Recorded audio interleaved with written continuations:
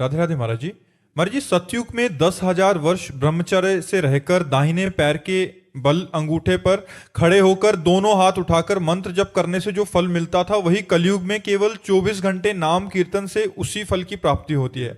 महाराज जी, 24 घंटे किस विधि से जप करें कि उसी फल की प्राप्ति हो? कृपया विधि और निषेध का वर्णन करें। अगर एक दिन के लिए आप ऐसा नियम ले लें कि प्रातःकालीन 4 से लेकर प्रातःकालीन 4 अगले दिन तक बिना कुछ खाए हुए वो 10,000 वर्ष तपस्या कर, तुम 24 घंटे कर लो नाम जप या नाम कीर्तन, तो जो 10,000 वर्ष का वो फल 24 घंटे। कलयुग का बहुत बड़ा प्रताप है, पर कलयुग में मन नहीं लगता। सबसे बड़ी समस्या ये है कि सतयुग आदि में मन बड़ा वो मतलब इतना मन को साधे हुए लोग थे कि कहीं भी मन से भी कोई पाप ना हो जाए। अपना तो अगर मन छोड़ दो तो पाप ही करता रहता है, और मानसिक पाप का भी दंड दिया जाता था। ये तो कलयुग की कृपा कहो कि कल कर एक पुनीत प्रतापा, मानस पुण्य होए नहीं पापा। मानसिक पाप का दंड नहीं मिलता, नहीं और युगों में मानसिक पाप का भी दंड मिलता था। बड़ा सावधानी का प्रसंग है। भगवान परशुराम जी की माता रेणुका जी जब नग्न जी की संध्या का जल लेने के लिए गंगा जी के समीप गए, वहां देखा एक गंधर्व अप्सरा के साथ विलास कर रहा था। बस देखती रह गई। इतने में विलंब हो गया तो देखा संध्या का समय तो निकल गया, अब क्या करें।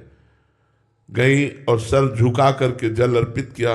महर्षि जमदग्नि जी ने कहा विलंब का कारण, उन्होंने स्पष्ट कहा, मिथ्या भाषण नहीं किया।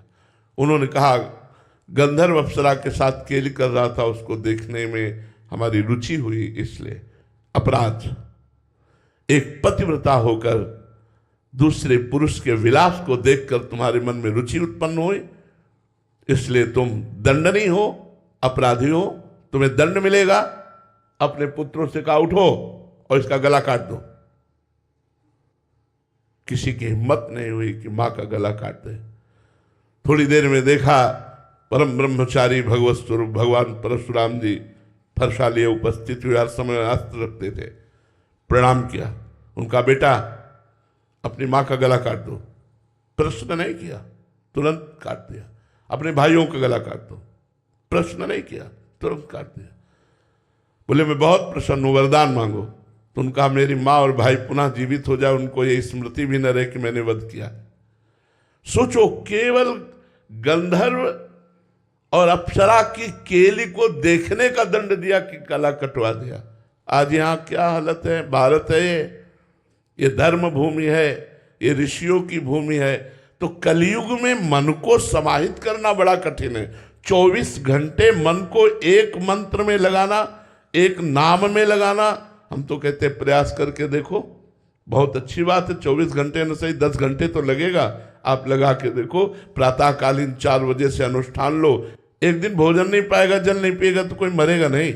24 घंटे आज प्रातःकालीन 4 बजे से कल प्रातःकालीन 4 बजे तक मंत्रानुष्ठान। लघु शंका कराए, आचमन किया, पवित्र होकर फिर बैठ गए और जब करके देखो, आतंक मचा देगा। मन बड़ा बदमाश है, बड़ा बदमाश है। एक क्षण में नजारे कहां से कहां ले जाता है। कलयुग में ये सुविधा तो है, लेकिन है बहुत कठिन। मन बड़ा पवित्र है, इसलिए भगवान में नहीं लगता। पूरा जीवन हो गया यार संभालते हुए, फिर भी जरा सा चूक करो तो भगवान का विस्मरण कर बैठता है। संसार के किसी भी दृश्य में राजी हो जाता है। बड़ा विचित्र है। हम तो इसीलिए कहते हैं कि नाम जप करो, अपने कर्तव्य का पालन करो, क्योंकि साधना करके भगवत प्राप्ति करना बहुत कठिन है।